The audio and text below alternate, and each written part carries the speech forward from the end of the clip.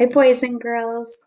So this week, during your home days, the kindergarten teachers and I thought it would be really great for you to listen to a story and then make your own craft. So the story that we have planned for today is called Blueberries for Sale. And this is the cover of Blueberries for Sale.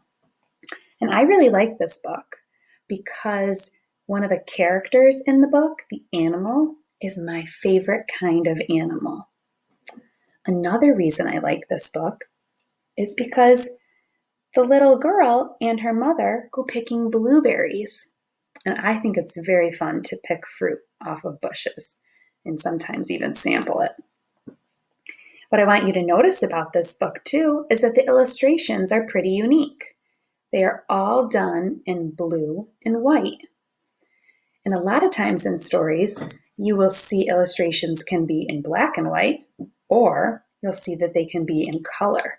So this is kind of unique that this author and illustrator chose to have the pictures in blue and white.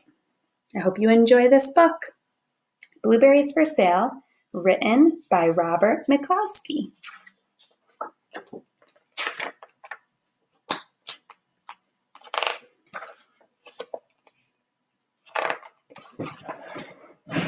And this is the title page.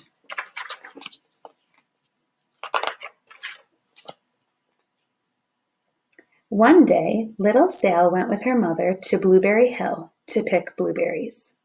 Little Sal brought along her small tin pail, and her mother brought her large tin pail to put berries in. "We will take our berries home and can them," said her mother. "Then we will have food for the winter." Little Sal picked 3 berries and dropped them in her little tin pail. Ka-plink, ka-plank, ka-plunk. She picked 3 more berries and ate them. Then she picked more berries and dropped one in the pail. Ka-plunk. And the rest she ate. Then little Sal ate all 4 blueberries out of her pail. Her mother walked slowly through the bushes, picking blueberries as she went and putting them in her pail. Little Sal struggled along behind, picking blueberries and eating every single one. Little Sal hurried ahead and dropped a blueberry in her mother's pail. It didn't ka-plink, because the bottom of the pail was already covered with berries. She reached down inside to get her berry back. Though she really didn't mean to, she pulled out a large handful because there were so many blueberries right up close to the one she had put in. Her mother stopped picking and said, "Now, Sal, you run along and pick your own berries. Mother wants to take her berries home and can them for next winter." Her mother went back to her picking, but little Sal, because her feet were tired of standing and walking, sat down in the middle of a large clump of bushes and ate blueberries. On the other side of Blueberry Hill, Little Bear came with his mother to eat blueberries. "Little Bear," she said, "eat lots of berries and grow big and fat. We must store up food for the long, cold winter." Little Bear followed behind his mother as she walked slowly through the bushes eating berries. Little Bear stopped now and then to eat berries. Then he had to hustle along to catch up. Because his feet were tired of hustling, he picked out a large clump of bushes and sat down right in the middle and ate blueberries.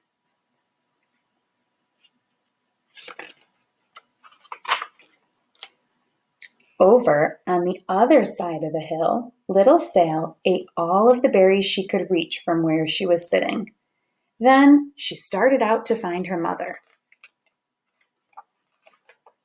She heard a noise from around a rock and thought, "That is my mother walking along."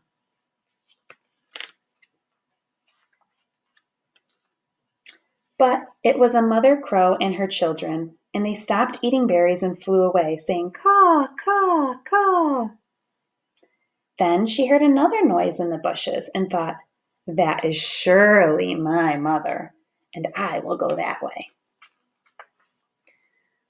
But it was Little Bear's mother instead. She was tramping along eating berries and thinking about storing up food for the winter.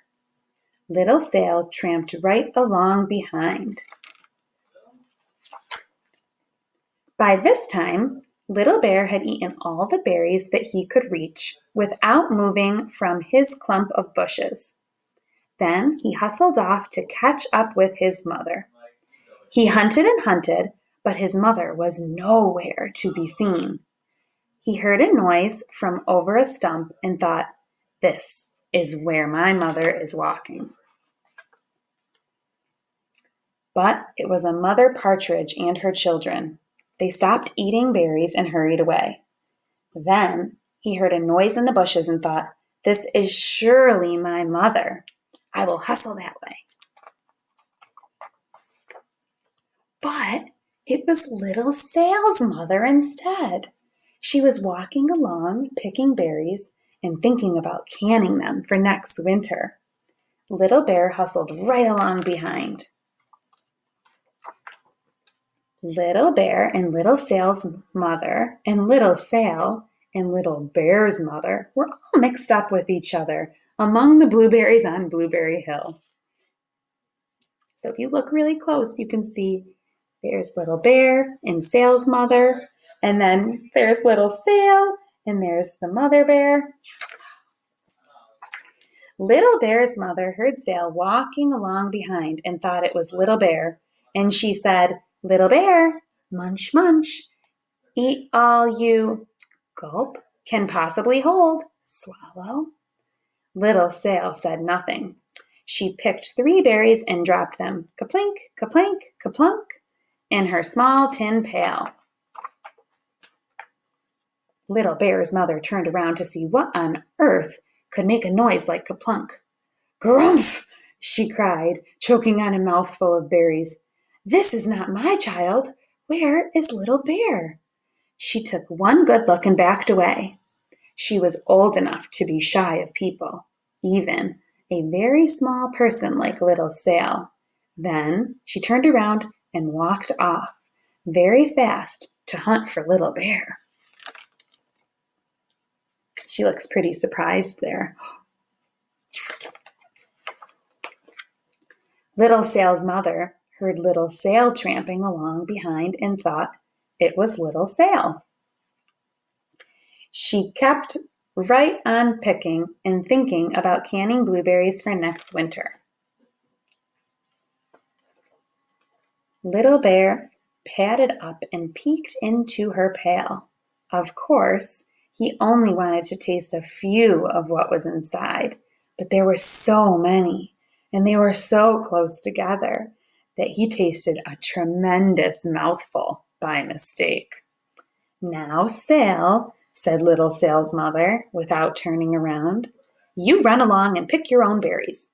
Mother wants to can these for next winter.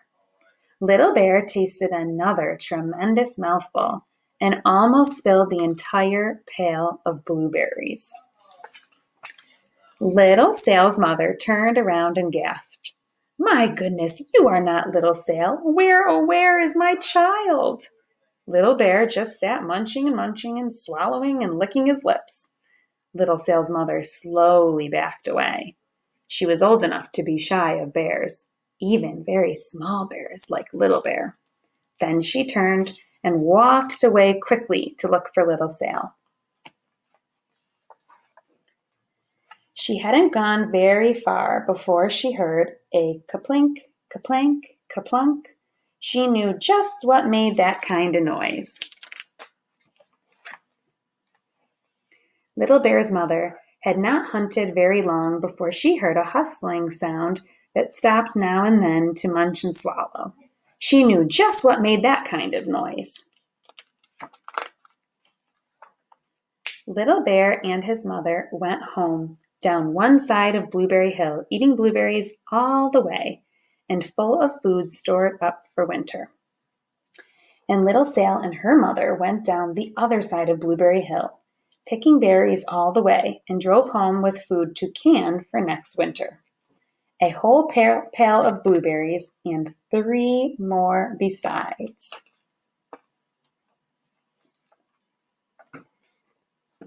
And there's that illustration again. It looks like they're canning those blueberries and saving them for winter. I hope you enjoyed that story. So on your own, you are going to have a gray sheet of paper that your teacher has given to you.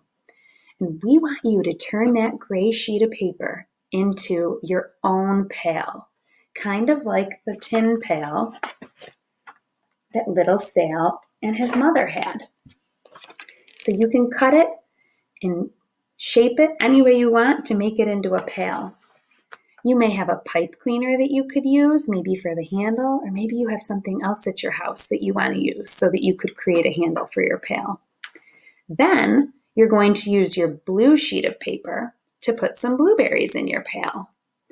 You could cut circle blueberries. You could rip the paper to make little circles for blueberries. You might crumple it up or do something different. And we want you to glue your blueberries onto your pail. Maybe 2, 3, 4, 5, 6, 7, 8, 9, or even 10. You decide how many blueberries you want to put in your pail. You also have a little strip of paper that you're going to glue right onto your pail. And you're going to be writing your name on that strip of paper and how many blueberries you've counted and put onto your project. So when you're all finished, you'll have a pail that you've created with some blueberries that you have made and glued with your little strip of paper filled out that'll have your name and the number of blueberries for your pail. You can put that back into your folder, and then it'll be ready to come to school to share with your classmates and your teacher. We're really excited to see your projects. I hope you enjoyed the story, and I hope you have fun getting creative today and making your blueberry pails. Goodbye.